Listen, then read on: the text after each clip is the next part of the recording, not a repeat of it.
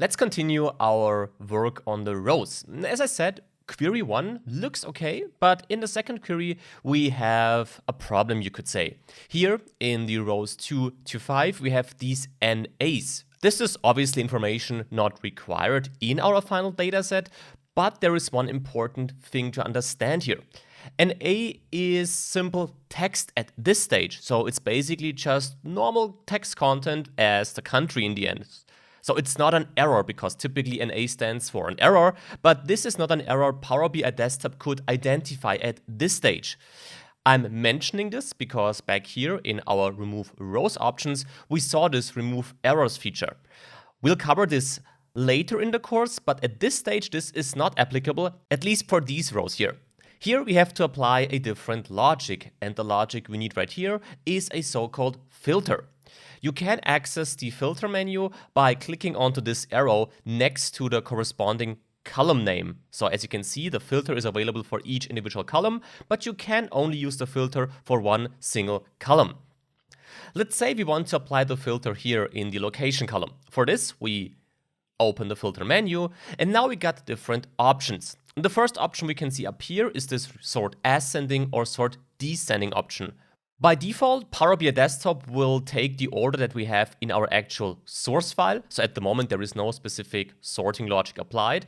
But if we would change this to ascending, for example, you would see that we would start with all the Afghanistan data we have. If I would click onto descending, well, this would change. Now we would start with the last country, Zimbabwe in our case. We don't need a specific order at this stage of the project. Therefore, we can undo this step in the applied steps column here.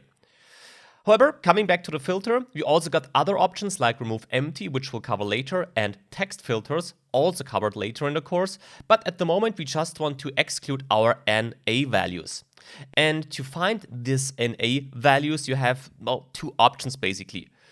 One option would be to search for NA, because you have the search bar, and if you would type NA right here, well, then you would see here we have NA.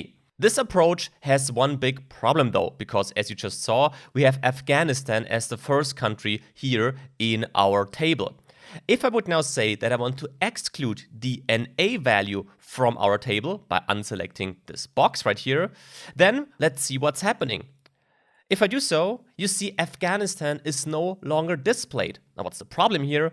Well, if we go back to our filter, you can see that all the other countries, so all the countries not including this NA value I was searching for, so this one, are excluded from that filter. And this can cause really big problems, so I only recommend to use this search function here to check whether a specific value is existing in your table, but then search for this value manually. And how can we do this? Well, let's first make sure that we correct our incorrect filtering order by undoing the step again.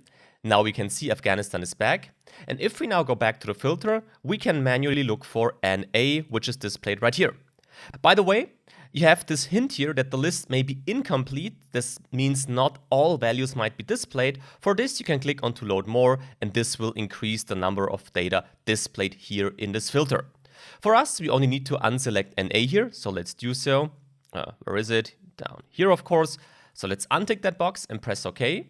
And now you see that NA is no longer part of the table. But also very important, although we only unselected NA in the location column, this value is now excluded from all our tables. So this means if you unselect a specific value here in a specific column, then this entire row will be excluded from your data. This is important to keep in mind at this stage.